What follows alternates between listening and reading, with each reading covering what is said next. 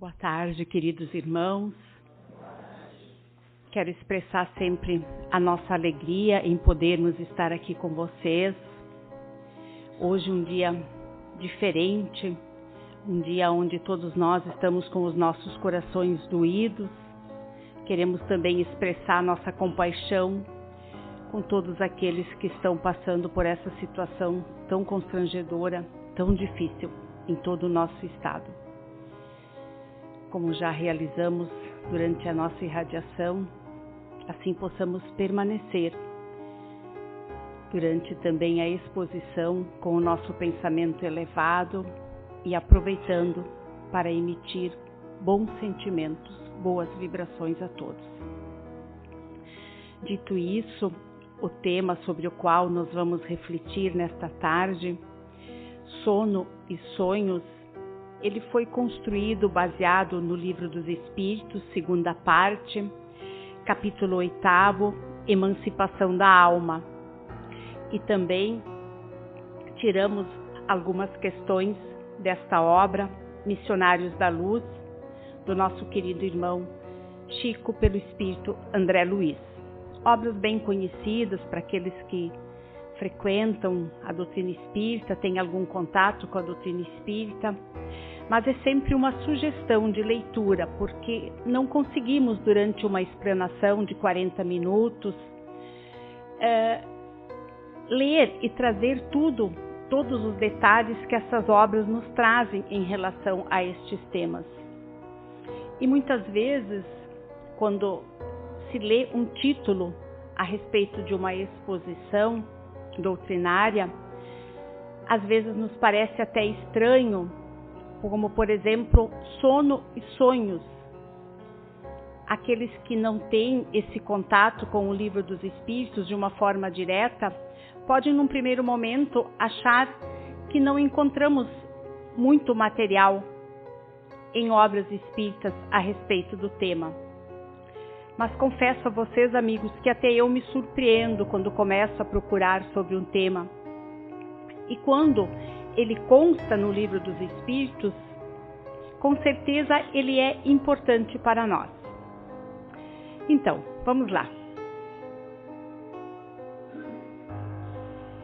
Então nos diz, no livro de Martins Peralva, que nós dormimos em média 1/3 da nossa caminhada, de uma caminhada terrena, o que é bastante tempo.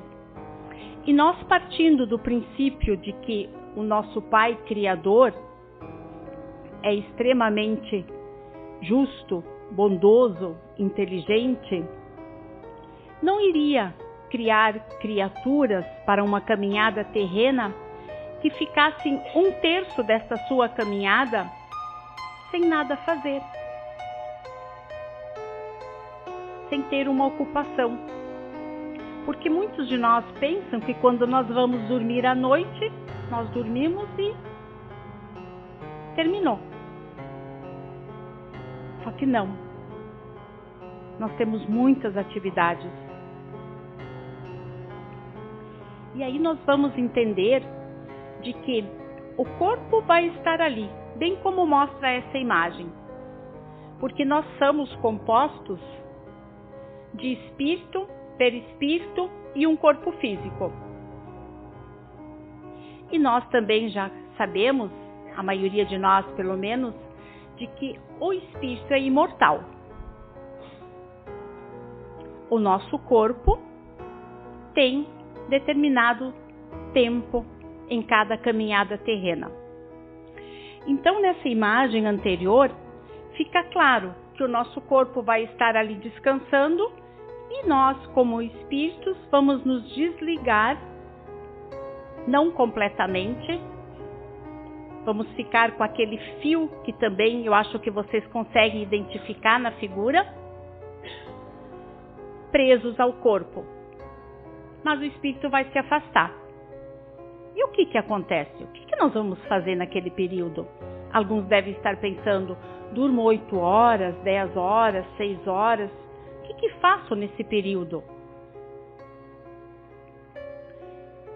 que já são seres inteligentes da criação, o nosso espírito, o perispírito, o envoltório do espírito formado pelo fluido universal peculiar ao mundo onde ele encarna. Então esse fluido espiritual ele modifica dependendo da onde nós estamos encarnados, que serve de ligação entre o corpo e a alma. E o corpo físico, que é essa vestimenta que cada um de nós recebe por bondade do nosso Pai para nos auxiliar numa caminhada evolutiva, para nos ajudar nos nossos resgates. Cada um tem o corpo físico que necessita para esta caminhada, nem mais nem menos, exatamente como precisa ser. E a pedido nosso, geralmente. Quando nós realizamos o nosso projeto reencarnatório, nós de alguma forma conseguimos participar. Uns um pouco mais, outros um pouco menos. E escolhemos a forma, a família e assim por diante. Então, emancipar, tornar-se independente, libertar-se. Porque nós falamos no início de que a nossa alma ela vai se libertar, ela vai se afastar do corpo. O sono liberta parcialmente a alma do corpo. Quando o homem dorme, momentaneamente se encontra no estado em que estará permanentemente após a morte. Então, durante o nosso sono, como nós nos libertamos temporariamente do nosso corpo, de forma parcial, nós já estamos vivenciando um pouco o nosso desencarne, o momento quando nós formos nos desligar permanentemente do nosso corpo. Não somos seres humanos tendo uma experiência espiritual, somos seres espirituais tendo uma experiência humana. Isso é importante nós termos claro para nós, sabermos, refletirmos sobre isso. Sou um espírito imortal. Momentaneamente eu estou nesta caminhada terrena, com estes compromissos, com estes afazeres, com estes bens materiais, que de uma hora para outra podem não mais fazer parte da minha caminhada. E aí não podemos deixar nesta tarde de pensar um pouco em todos aqueles nossos irmãos que perderam tudo que tinham, materialmente falando. Os relatos que se ouvem são de que saí com a roupa do corpo. Só. Paramos para refletir sobre isso? Qual o nosso sentimento em relação a isso, se nós estivéssemos nessa situação? Que poderia ser eu. E ainda falando na quinta-feira para um colega lá do nosso centro espírita sobre isso, por que eu não estou nessa situação e outro? Ele disse para mim assim: Liane, só podemos agradecer e fazer tudo o que nós pudermos para auxiliar estes irmãos que estão nessa situação. Até porque nós não sabemos se amanhã ou depois podemos estar numa situação assim, ou numa outra caminhada, se não for nessa. E aí, desesperadamente, esperar que alguém nos resgate, que alguém nos auxilie. Fechar parênteses, irmãos, senão eu vou me emocionar e não é esse o meu objetivo. Então, no Livro dos Espíritos, na questão 400, Allan Kardec pergunta para os espíritos superiores: o espírito encarnado permanece espontaneamente no corpo? E os espíritos respondem: é como perguntar se o prisioneiro se alegra com a prisão. O espírito encarnado aspira sem cessar a libertação. E quanto mais o corpo for grosseiro, mais deseja desembaraçar-se dele. Então, esse corpo que nós temos, ele prende o nosso espírito nele. Ele segura ele. E nós não desejamos isso. Nós queremos estar libertos. Até porque esse nosso corpo nos traz muitas limitações. Para eu sair da minha casa para vir até aqui, ou eu faço uma boa caminhada no meu caso, ou eu venho de carro. Mas se eu não tivesse esse corpo, fosse espírito, seria ó. E eu estaria aqui. Então fica fácil de entendermos que nós não gostamos disso. Mas nós temos que entender que é necessário para nós. E mais uma vez sermos gratos. Quando se dá o parcial desprendimento da alma através do sono natural, apressado pelos desejos e paixões que erguem ou maculam, liberam-se as memórias arquivadas que o assaltam, em formas variadas de sonhos nos quais se vê envolvido. Então agora aqui nós vamos falar um pouquinho sobre os sonhos, porque muitos de nós têm sonhos enquanto estão dormindo. E no outro dia nós acordamos, ou até no meio da noite às vezes, e pensamos, nossa, mas o que foi isso que eu sonhei? O que isso tem a ver? Não faz nem muito sentido. Não encontro nenhuma explicação para aquilo que sonhei. O Livro dos Espíritos nos explica, gente. É maravilhoso ler o Livro dos Espíritos. Ele tem explicação para isso.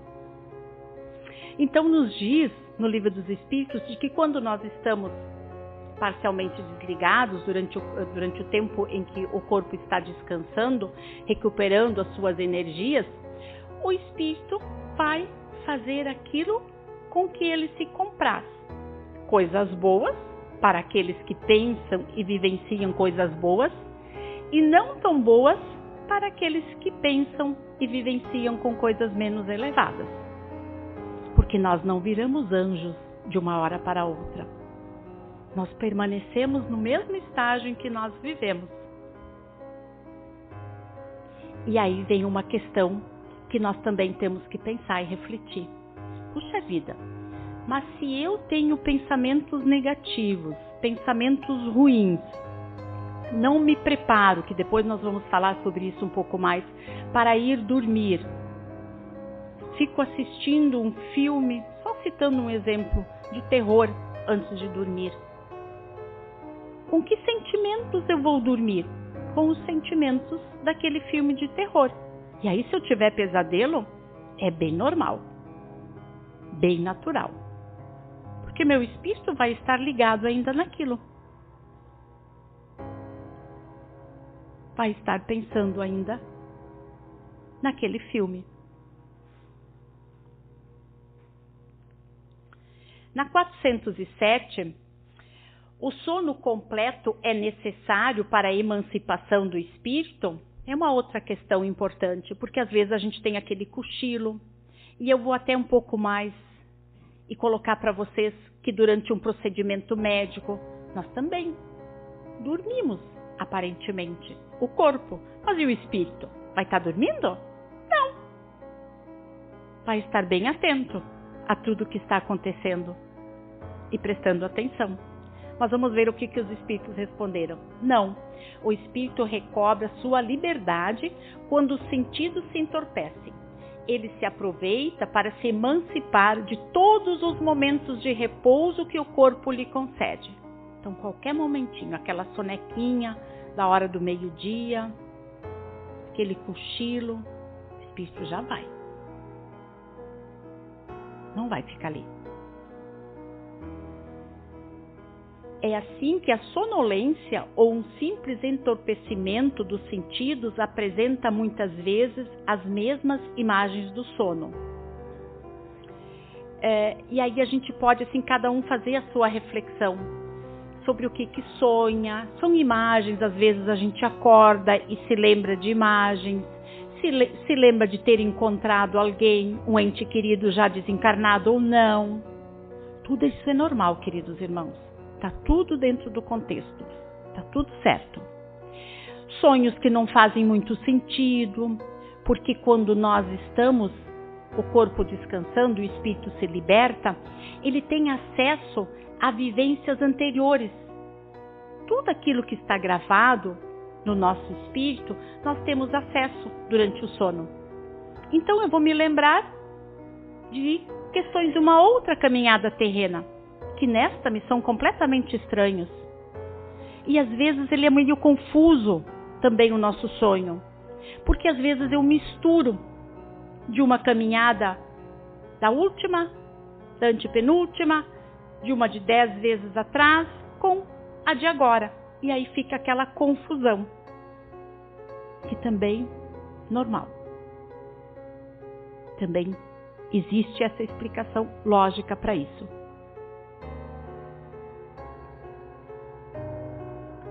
Dormir é morrer momentaneamente, aquilo que a gente já falou antes.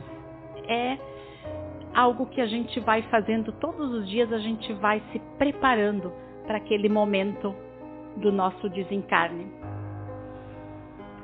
Que também não é um momento que nós temos que nos preocupar muito no sentido de ter receio, queridos irmãos. Nós espíritas temos que começar a refletir sobre essa questão e enxergar a morte de uma forma diferente. A morte do corpo. Porque só pela questão que nós inicialmente apresentamos, aonde diz que o espírito anseia em se libertar do corpo, vai ser neste momento que ele vai estar liberto do corpo. Ah, mas eu tinha tanta coisa ainda para fazer. Tantas outras que eu queria ter feito diferente. Por isso é bom a gente refletir quando a gente toma as nossas decisões, para elas não serem tão equivocadas, para que a gente não se arrependa. E se as cometeu de forma equivocada, não sentir remorso, que não é um sentimento que nos vai elevar. Ter a certeza que Deus vai nos dar uma outra oportunidade para fazer de outra forma. E também o Martins Beralba, nesse livro dele, Estudando a Mediunidade, ele traz uma classificação para os sonhos. Aí ele diz que tem os comuns, desligando-se parcialmente do corpo, o espírito se vê envolvido e dominado pela onda de imagens e pensamentos seus do mundo exterior, uma vez que vivemos num misterioso turbilhão das mais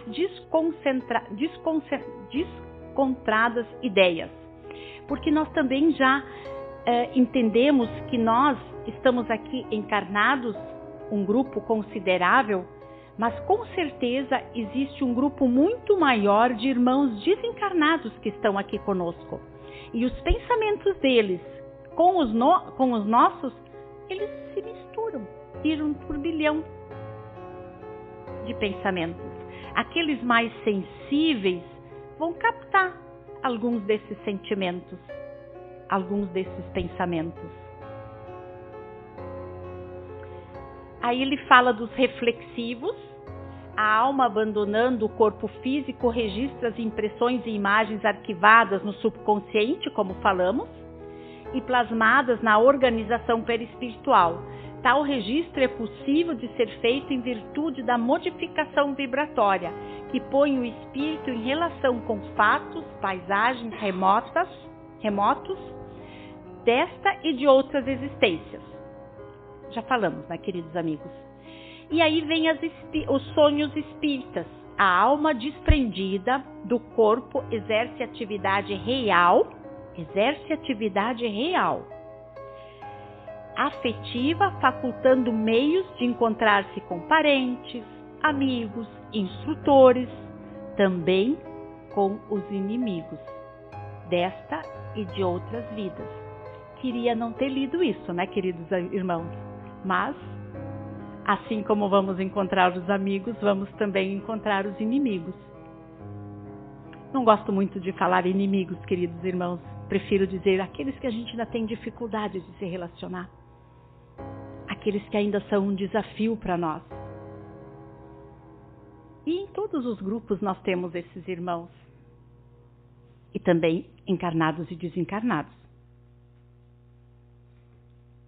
Preciso correr, Ana? 409.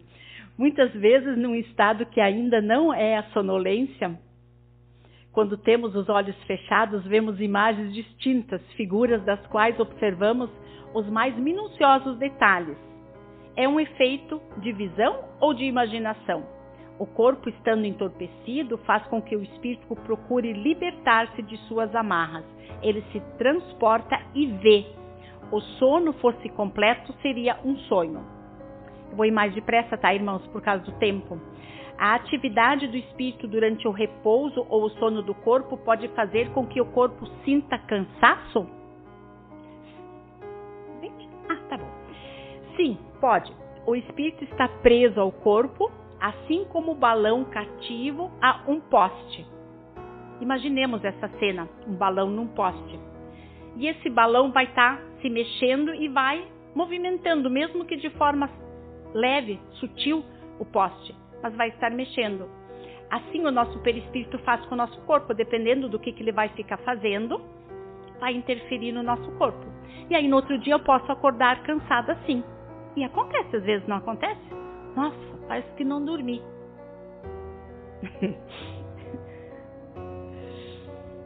Atividade do espírito durante o sono. Os espíritos mais imperfeitos, em vez de procurar a companhia de espíritos bons, buscam a de seus iguais. Vão, enquanto dormem, em busca de emoções talvez até menos dignas das que alimentam quando em vigília. Então, quando eu estou presa no meu corpo, aqui no meu dia a dia, tem algumas situações, algumas questões que eu me seguro e não faço. Mas quando eu estou liberta do meu corpo durante o meu sono, aí eu vou. Aí eu não vou ter muitas barreiras. Assim, por questões de afinidade, entram em contato com outros espíritos que vivem nos vícios, no erro, na maledicência. Enquanto o corpo recupera os elementos que perdeu por efeito da atividade da vigília, o espírito vai retemperar-se entre os outros espíritos. Colhe no que vê, no que ouve e nos conselhos que lhe dão, ideias que ao despertar lhe surgem em estado de intuição. Isso é lá do Evangelho segundo o Espiritismo, tá, queridos amigos? Então, assim, às vezes a gente tem uma questão que precisa ser resolvida. E aí eu vou dormir e no outro dia de manhã eu acordo e, nossa, é isso, essa é a solução. E daí eu acho que eu tive uma intuição. Mas nem sempre é uma pura intuição. Muitas vezes é um conselho que eu recebi do meu anjo de guarda durante o meu sono. É um mentor da casa espírita ao qual eu participo, que por alguma questão resolveu me orientar de uma forma correta sobre atitudes equivocadas, sobre questionamentos meus, problemas na nossa família, que a gente às vezes quer e precisa uma solução. Recebemos esses conselhos durante o nosso sono. Encontramos entes queridos, desencarnados ou não.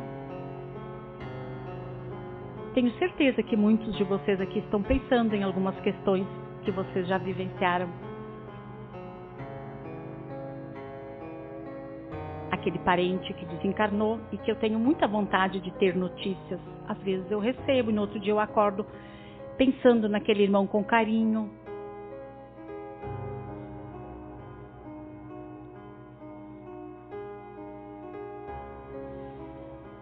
E aqui eu vou trazer uma pequena, eu vou até assim encurtá-la bastante, uma pequena passagem desse livro aqui, Missionários da Luz, que é muito conhecida também essa passagem entre nós espíritas, que é o projeto reencarnatório de Segismundo. Por que eu quis trazer? Porque muitas questões desse projeto reencarnatório dele acontecem com Raquel e Adelino durante o sono, quando eles estão dormindo. E aí os espíritos superiores que precisam aconselhá-los a receber o Segismundo como filho, aproveitam aquele momento para fazer esse trabalho. Por isso que eu achei interessante nós exemplificarmos através desse projeto reencarnatório. Então, o que nos diz?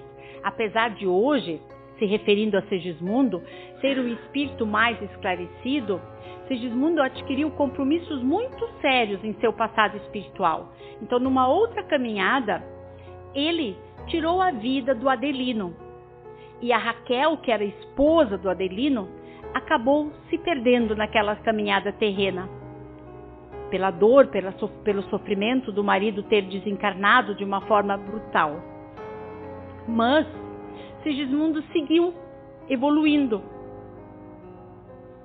e recebeu uma oportunidade de resgatar ainda aquilo que faltava e que seria necessário ele nascer como filho daquele casal. E é isso então que Alexandre, o mentor espiritual dessa obra, que André Luiz nos traz, nos relata. Ele acompanhou, porque ele tinha uma ligação muito próxima de Segismundo, então ele acompanhou ele mesmo essa questão toda. Então ali embaixo já diz, eu não vou ler isso para vocês, né, queridos irmãos, para mim poder seguir. E aí eu queria que vocês prestassem um pouquinho de atenção nessas imagens, tá?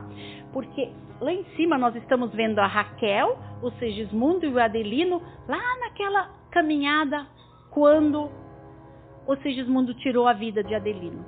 Eles eram espíritos bem perturbados, uma fisionomia bem pesada, correto? E agora nós estamos vendo a outra imagem deles aqui embaixo. A Raquel, o Adelino e o Segismundo como filhinho deles nos braços da Raquel. Ah, Liane, é isso que será que acontece nas nossas famílias? É.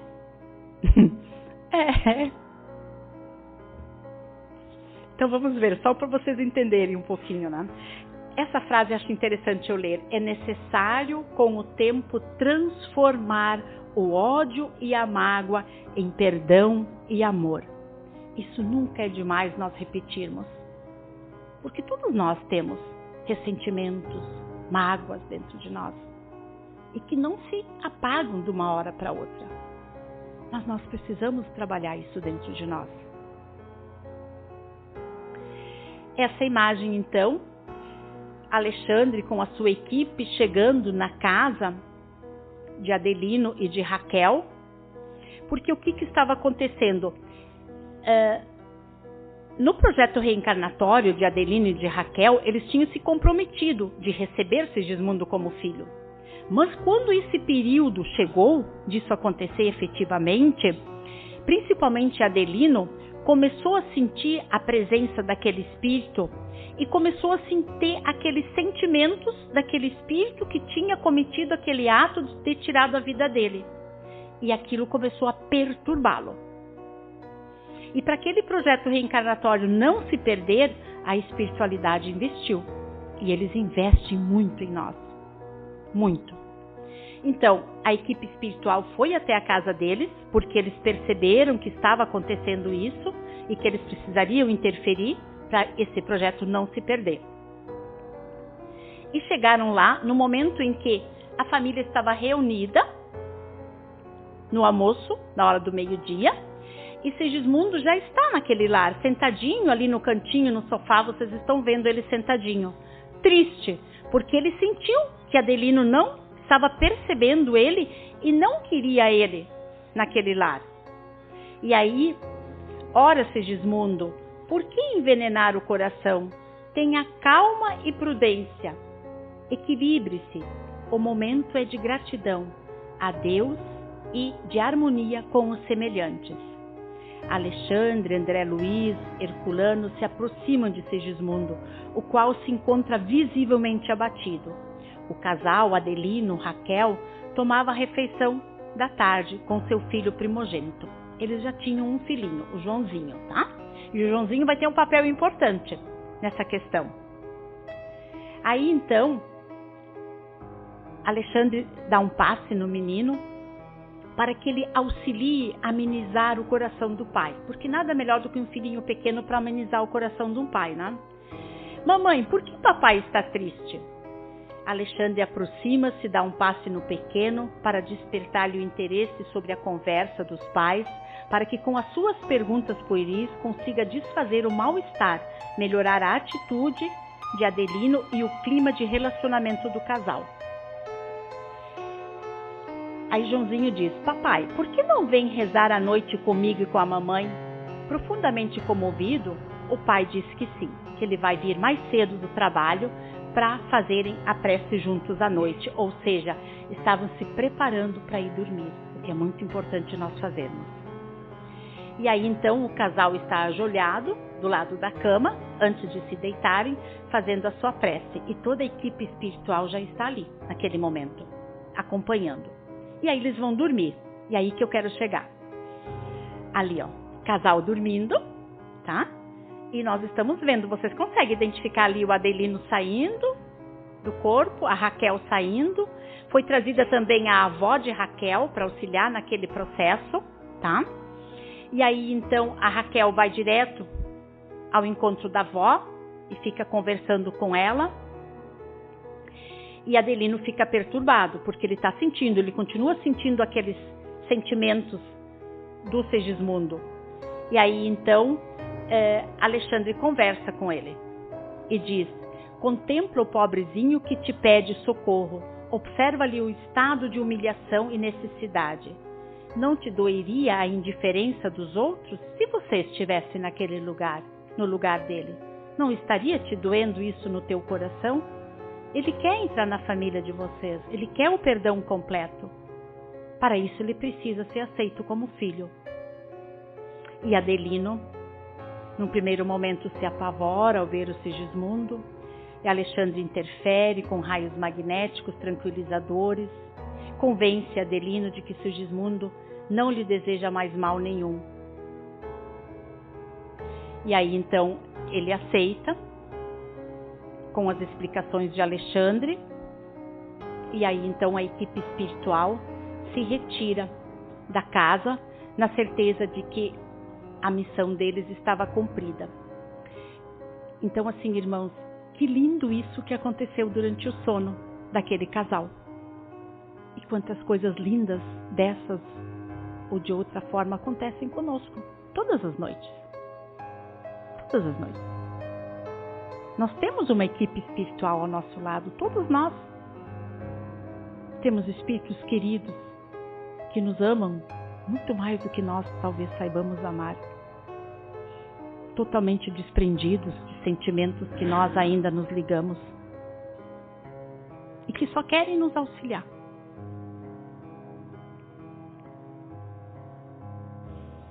Eu vou só ainda falar para vocês também de uma outra passagem dessa obra, tá?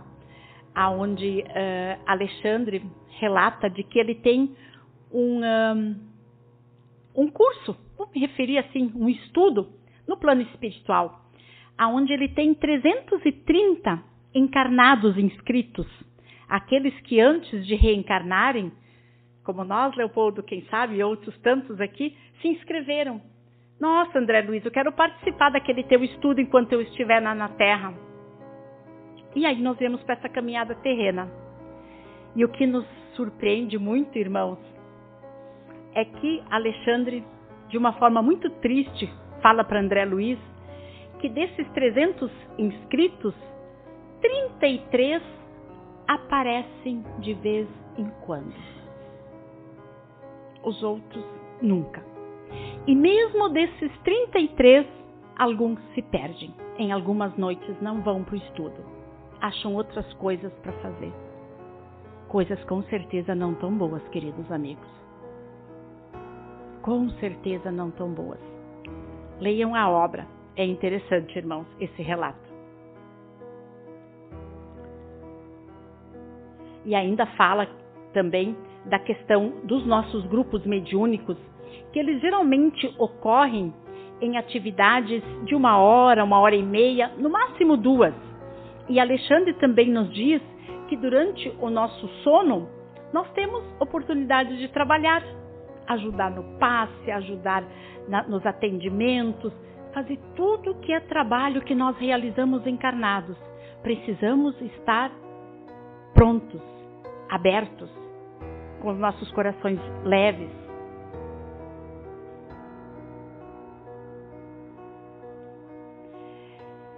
objetivos do intercâmbio com o invisível, perceber a vida na outra dimensão, por isso que é necessário esse intercâmbio durante o sono. Consolo para as nossas lutas, nós recebemos lá também. Buscar orientação. Estímulo para viver, às vezes estamos desamparados, sofridos, e conseguimos estímulo durante o nosso sono para seguir a caminhada. O Divaldo nos diz: como 1/3 da vida física é dedicado ao sono, imenso patrimônio logrará quem converte esse tempo, parte dele, no investimento do progresso, em favor da libertação que lhe credenciará para uma existência plena, um futuro ditoso. Se alguém diz como e o que sonha, é fácil explicar-lhe como vive nas suas horas diárias. Dorme-se, portanto, como se vive, sendo-lhe os sonhos o relato emocional da sua vida moral e espiritual. Então, podemos falar um pouco ainda rapidamente sobre a preparação mental. Já estou passando muito, Ana? Não? Tá. Então, leituras edificantes, conversas amigáveis, nos preparando para ir dormir, tá, queridos irmãos? A orgânica, uma refeição leve, senão não vai dar, tá? Estabelecer horários, um ambiente tranquilo, praticar uma atividade física, consumo excessivo de nicotina ou de álcool, eu nem diria excessivo, né, queridos irmãos, mas enfim. Cochilos especialmente prolongados durante o dia, porque isso também interfere no nosso sono. Um ambiente com uma luz adequada, silenciosa, de preferência sem os nossos equipamentos eletrônicos, né, queridos amigos? Temos que refletir sobre isso. Paz interior, as terapias que nos são recomendáveis, provinda de uma consciência tranquila. Para nós termos um sono tranquilo, precisamos ter uma consciência tranquila. Exercício do perdão diário, constante, desapego gradativo dos valores materiais e passageiros.